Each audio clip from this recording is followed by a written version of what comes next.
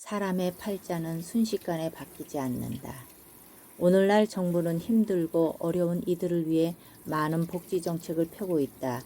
올해 국회 예산에서 책정된 국가 운영 자금이 무려 512조나 된다고 한다. 실로 엄청난 돈이다.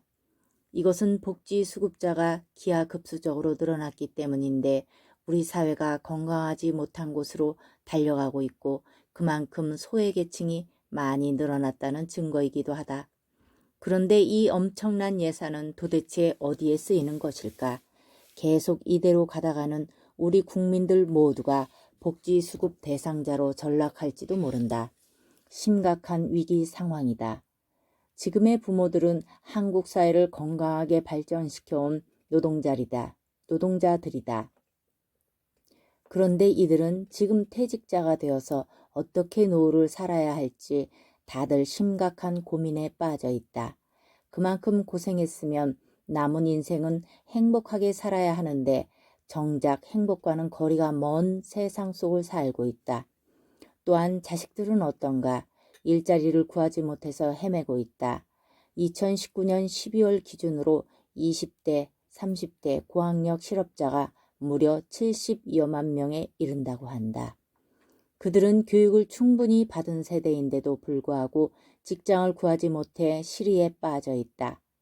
비단 그들만의 문제가 아니라 그들을 키우고 공부시킨 부모들조차 망연자실하고 있다.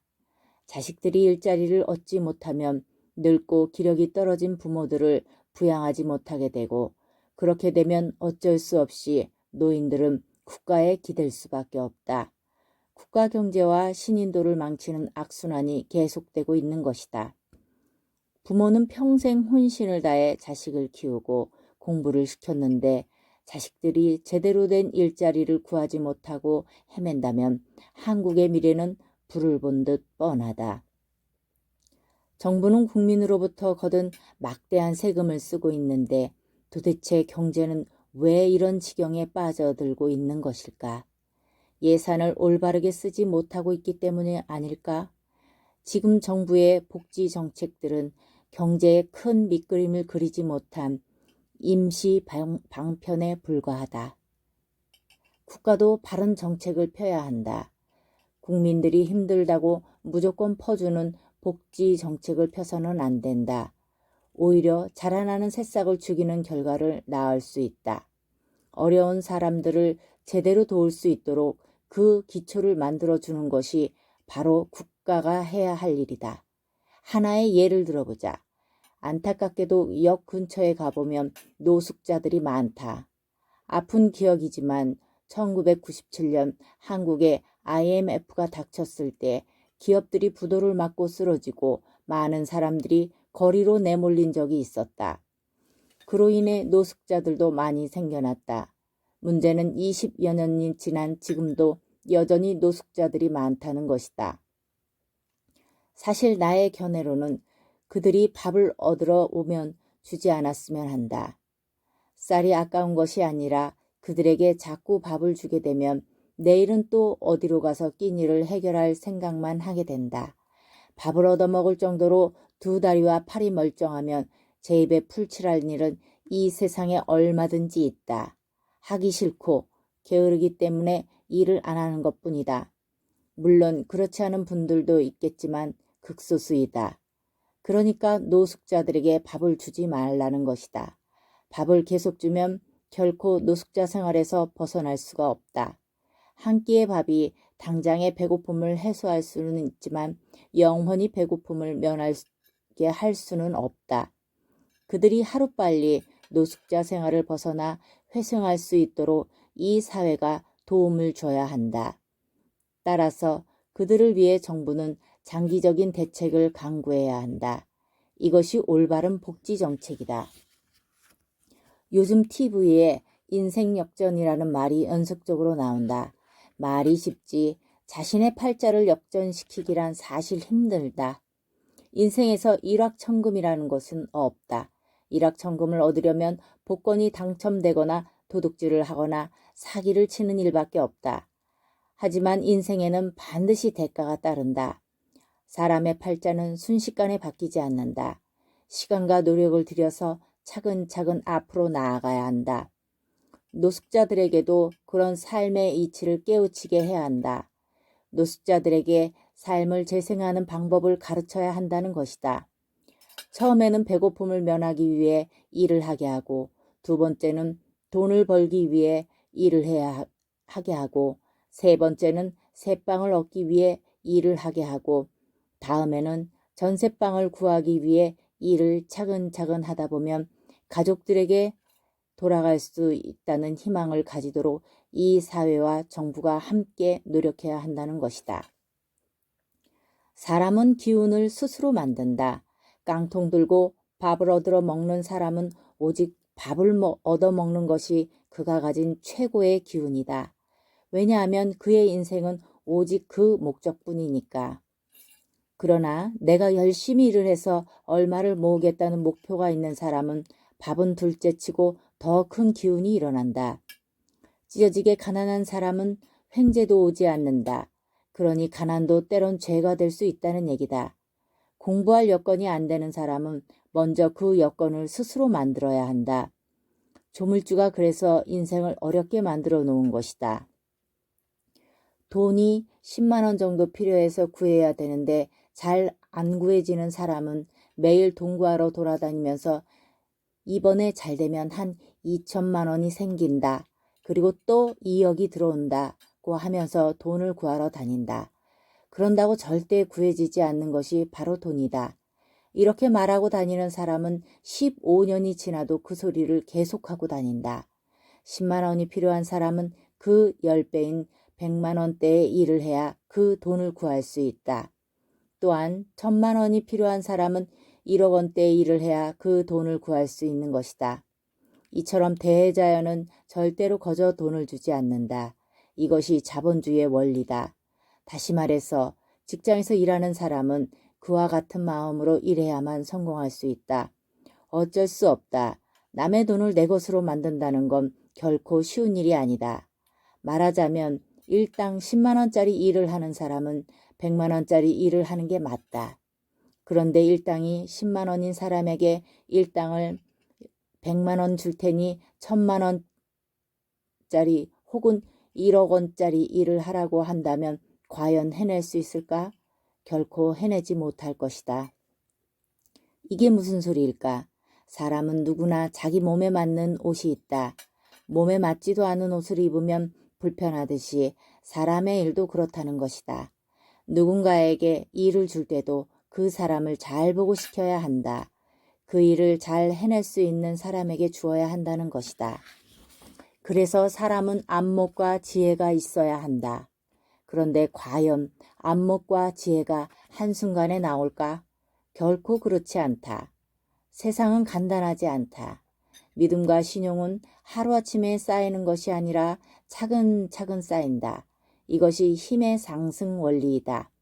일당 10만 원짜리 일을 열심히 하다 보면 관록과 믿음이 쌓이게 되고 나중에는 일당 100만 원짜리 일을 하게 되는 것이다. 사회가 젊은이들을 이렇게 키워야만 경쟁력이 생긴다. 이 사회와 국가는 표를 얻기 위한 근시안적인 복지 정책을 펴서는 안 된다. 차근차근 나아가는 것이 늦은 일 같지만 사실은 최고로 빠른 길이다. 삶은 배움의 연속이다. 잠시 눈을 돌려보면 이 세상에는 꽃과 나무와 새, 동물들에게서도 배울 것이 많다. 하지만 공부가 되어 있지 않은 사람은 지식과 지혜가 없어서 제대로 배우지 못한다. 그럼 어떻게 공부해야만 지식과 지혜를 증득할 수 있을까? 지식과 지혜는 별개로서 지식은 단순히 사물의 아르마리를 말하고 지혜는 사물의 이치를 깨달아서 합리적으로 처리하는 정신적인 능력이다. 그리고 지혜는 지식을 통해 증축되며 상호간에 떨어질 수 없는 관계이기 때문에 지식만 쌓는다고 해서 지혜가 바로 증득되지는 않는다. 그러나 지혜를 얻게 되면 세상을 운용할 수 있는 힘을 갖게 되고 그렇게 되면 저절로 명예와 부를 얻게 된다. 현재 우리나라는 기성세대의 헌신적인 노력으로 세계 10위의 경제 대국이 되었다. 하지만 이를 유지하지 못한다면 아무 소용이 없다. 지금 우리에게 절실하게 필요한 것은 함께 잘 살 수 있는 나라로 이끌 수 있는 복지 정책이다. 이것은 지금껏 우리가 경험하지 못한 올바른 세상을 위한 첫 발걸음이기도 하다. 모두가 함께 잘 살 수 있는 국가를 만들기 위해서는 먼저 지식과 지혜를 갖춘 지성인들이 이기심을 버리고 이 사회에 소외된 사람, 열심히 노력하는 사람들과 함께 즐겁게 사는 세상을 열어주어야 한다. 이것이 우리나라가 나아가야 할 신패러다임 복지 정책이다. 지금은 우리가 이제껏 알고 있던 복지의 개념을 새롭게 정립해야 할 때이다. 대부분은 복지 사업을 봉사하러 가는 것이라고 생각한다. 한 번은 강의를 듣는 분들에게 내가 이렇게 물었던 적이 있다. 당신이 생각하는 봉사라는 건 어떤 의미입니까? 양로원이나 장애인들이 있는 복지시설에 가서 거동하지 못하는 분들을 돕거나 양식과 연탄 등을 나누어 주는 일이라고 생각합니다. 이런 말을 들으면 정말 난감하다. 이것은 봉사가 아니다. 이것은 봉사라고 생각하고 행동을 계속하다 보니 이 나라의 복지수급자가 끊임없이 나오고 나중에는 자신이 복지수급자가 되는 것이다.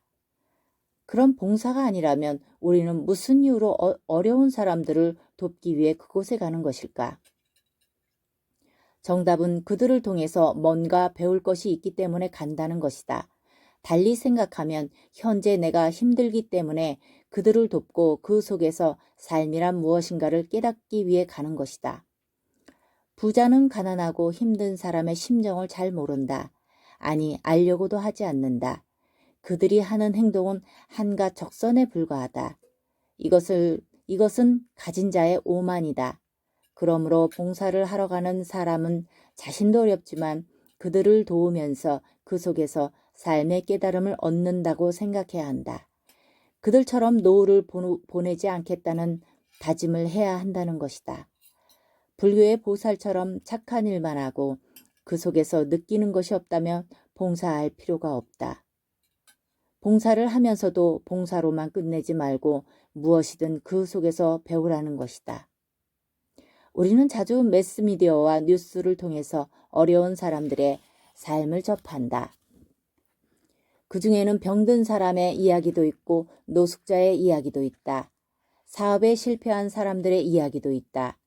그 속에서 우리가 배우고 있는 것은 과연 무엇일까? 단순히 그들을 측은하게만 생각한다면 그런 뉴스를 들을 가치조차 없다. 그들의 어려운 삶이 내 귀에 들린다면 지금 내 삶도 어느 정도 힘들다는 말이다. 어쩌면 그들처럼 나 또한 30%는 곤란을 겪고 있는지도 모른다. 이처럼 세상은 3대7 법칙으로 움직인다. 부유한 사람은 그들의 삶에 눈꼽만큼도 관심이 없다는 걸 알아야 한다. 하나의 예를 들어볼까? 지금 뉴스에서 암 환자에 대한 정보가 흘러나온다. 그런데 몸이 불편한 사람은 그 정보를 눈여겨보겠지만 건강한 사람은 아예 관심조차 없을 것이다. 왜 그럴까? 뉴스로 듣는 암에 대한 정보는 겨우 30%에 불과하지만 자신이 진짜 암 환자가 되면 암에 관한 관심도가 최소 70% 이상이 된다. 이렇듯 사람은 자신과 직접 관계되는 일에 그 이상의 관심을 가지게 된다는 얘기다. 이러한 법칙은 암이나 치매, 중풍 등 모든 병에 해당된다. 그러므로 지금부터 내가 하는 말을 잘 들어야 한다. 한 가지를 비유해서 풀어주지만 이 세상의 3대7의 법칙에 의해 움직인다. 이 법칙은 모든 삶 속에 들어있는데 세상의 모든 일은 간접적으로 들어올 때는 처음에는 30%만 다가온다. 그리고 자신의 관심도가 70%가 되기 전까지는 직접 그것에 대한 정보를 접하지 않아도 주위에서 그것에 관한 소식을 듣는다.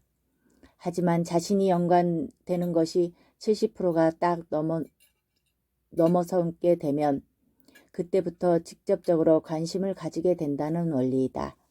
그러므로 내가 노인시설이나 장애인들을 돕기 위해 가는 것은 단순한 봉사활동이 아니라 무엇인가를 배우기 위해 간다는 생각을 하라는 것이다. 세상의 모든 일은 자신과 관련이 없다고 생각하지만 사실은 밀접한 관계가 있다. 다만 우리는 이러한 법칙들이 간접적으로만 다가오기 때문에 그동안 등한시하고 피부로 느끼지 못했던 것뿐이다. 하지만 멀리하면 할수록 점점 확대되어 70%까지 오게 되고 나중에는 결국 자신도 그러한 일을 겪게 된다는 원리다. 또한 30%를 넘어서게 되면 결국 그 현장에 직접 가서 눈으로 보고 체험하게 된다. 이것이 우리가 어려운 사람을 돕고 봉사하는 이유이다. 내가 대자연의 3대 7 법칙을 거듭 강조하는 이유는 어려운 사람을 돕고 있으면서도 그곳에 가서 도와주고 왔다는 생각을 하게 되면 나중에 자신이 교통사고를 당해서 다리를 잃는다든지 복지시설에 갈 일이 생긴다든지 자식이 속을 썩인다든지 여러 가지로 어려운 일이 생긴다는 것이다. 그러므로 남을 도울 때는 돕는다는 생각을 버리고 자신도 그 일을 함으로써 무엇인가를 얻고 배운다는 마음가짐을 가져야 한다. 이렇게 생각하면 무슨 일이든지 성공할 수 있다. 사업도 마찬가지다. 우리가 뉴스를 통해서 그 일에 대한 정보를 들을 때는 처음에는 30% 관심만 보이지만 옆 사람에게서 직접 듣게 되면 그에 대한 관심이 70%가 되고 성공한 사람과 실패한 사람의 이야기를 직접 듣게 되면 결국 자신도 성공하거나 망할 확률이 100%가 된다는 뜻이다. 그러니까 망한 사람의 이야기보다 성공한 사람의 이야기를 자주 들어야 한다. 만약 모든 사람들이 이러한 대자연의 법칙을 깨치지 못한다면 우리 국민 모두 복지수급자가 될지도 모른다. 지금 우리는 힘든 시대를 살고 있다. 앞으로는 현장에 가서 무엇을 공부하고 무엇을 깨닫고 와야 하는지 이런 것들을 명확하게 알아야 한다. 봉사를 갔다 오면 자신의 에너지가 좋아져야 하는데 어려움에 처한 사람을 보면 가엾다, 측은하다, 고만 여기는 건 올바른 생각이 아니다. 그걸 보고 느끼고 배워야 한다. 그래야만 기운도 좋아져서 이 다음에 자신에게 좋은 일이 생긴다. 이것이 진정한 신패러다임의 복지 사업이다. 말하자면 복지 수급자가 된 사람에게 그가 왜 이런 처지에 있는지 깨우칠 수 있도록 해줘야 한다는 것이다. 내 아이의 마음의 그릇을 키워라. 세상에는 환경미화원, 전기기사, 배관기사, 운전기사, 선생, 교수, 의사, 판검사 등 다양한 직업군이 있다. 만약 일주일만 환경미화원이 없다면 이 도시는 어떻게 될까? 아마 쓰레기로 넘쳐날 것이다. 전기와 상수도를 관리하는 전기기사와 배관기사가 없다며 밤에 책조차 읽을 수 없고 세상은 금방 오물로 넘쳐날 것이다. 또한 열쇠를 잃어버리면 당장 열쇠 수리공이 필요하듯이 직업의 중요성을 일일이 열거하지 않아도 얼마나 소중한가를 알 수 있다. 그런데 어떤가? 우리는 하찮은 직업이라고 은연중에 차별을 하고 있지 않은가? 직업에 따라 사람을 평가하는 건 잘못된 편견이다. 지금 우리 사회는 명문대학이 곧 출세를 보장하는 것처럼 인식되어 똥인지 된장인지 모르고 부모들은 자녀들을 명문대에 입학시키기 위해 필사적으로 매달린다. 이것이 입시 비리의 원인이 되고 있다. 얼마 전 대학 입시 관련 책을 쓰고 있는 고등학교 3학년 진학 담당 선생님을 우연히 만난 적이 있다. 그는 이 분야에서 실력 있는 선생님으로 꽤 알려져 있었다. 내가 그에게 질문을 던졌다. 요즘 아이들의 꿈은 무엇입니까? 오직 스카이에 입학하는 겁니다. 피가 끓는 우리나라 고등학생들의 꿈이 고작 스카이 진학이라는 대답에 나는 한마디로 기가 막혔다. 대학 진학은 미래의 꿈을 이루기 위한 하나의 발판에 불과한데 단지 스카이에 입학하는 것이 꿈이라는 게 가당찮다. 설령 이런 학생들이 스카이에 입학한다고 하더라도 앞으로 자기 공부를 제대로 할지 강한 의문이 들었다. 그래요. 사회가 거꾸로 가고 있군요. 거꾸로 가다니요. 그런데 선생님의 말씀은 더 가관이었다. 어쩔 수 없어요. 옛날에는 개천에서 간혹 용이 났는데 지금은 아예 없어요. 어릴 때부터 스펙을 쌓아야 명문대에 갈 수 있습니다. 학력 종합 평가제로 대학에 진학하는 것은 시대의 요구사항입니다. 없는 집 자식은 자신이 원하는 대학교에 못 간다는 말로 들려서 무척이나 마음이 불편했다. 그러나 어쩌랴 현역에서 가장 잘 나가는 진학 담당 선생님이 학력 종합 평가제가 이 시대의 요구사항이라고 하니 말이다. 물론 이것이 나쁘다는 건 아니다. 문제는 이로 인해서 암암리에 편법이 자꾸 생겨나고 있기 때문이다. 어쨌든 지금 우리나라의 교육은 대학 진학 문제로 인해 심각하게 병들어가고 있는 것이 사실이다. 한국전쟁이 끝난 뒤 1950년대 후반부터 1960년대 초반에 태어난 베이비붐 세대는 21세기의 중추적인 인물들이며 지식층이다. 그런데 이들의 자녀 교육열이 워낙 높아서 사회적으로 많은 문제를 발생시키고 있다. 한국 사회는 이제부터라도 변화하지 않으면 안 된다. 단지 좋은 직업을 가지기 위한 교육열에서 벗어나 자녀가 사회 속에서 가치 있는 일을 할 수 있는 교육 환경을 만들도록 모두가 힘써야 한다. 이쯤에서 당신에게 물어볼 것이 꼭 하나 있다. 당신은 어떤 직업이 가장 좋다고 생각하는가? 10중 8구는 판검사와 의사일 것이다. 만약 그렇다면 잘못된 생각이며 구시대적인 발상이다. 판검사가 돈도 잘 벌고 명예가 있는 직업이니 좋다는 생각을 할 수도 있겠지만 앞으로는 아니다. 직업에는 자기 만족도가 가장 중요하다. 판검사나 의사가 되면 좋을 것 같지만 조사에 의하면 자기 만족도가 그리 높지 않다고 한다. 왜냐하면 그에 상응하는 직업적 스트레스가 높기 때문인데 판검사는 직책에 대한 의무감으로 스트레스가 만만치 않으며 의사 역시 이러한 스트레스에서 결코 벗어날 수 없다는 것이다. 의학적으로는 이를 사회시선병 혹은 자기강박증이라고도 한다. 괜한 말이 아니다. 이와 달리 자신이 좋아하는 일에 연관성이 있는 직업을 가지면 그만큼 일에 대한 의욕도 높아지고 부도 저절로 따라온다. 그러므로 부모는 자녀가 좋아하는 일이 무엇인지 잘 살피고 그에 맞는 교육을 시켜야 한다.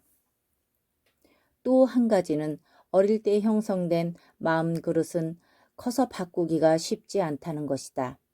아이의 마음 그릇이 잘못 만들어지면 커서도 자신의 미래를 제대로 보지 못하고 항상 눈앞의 것에만 집착하게 된다. 이런 아이의 미래는 암울할 수밖에 없다.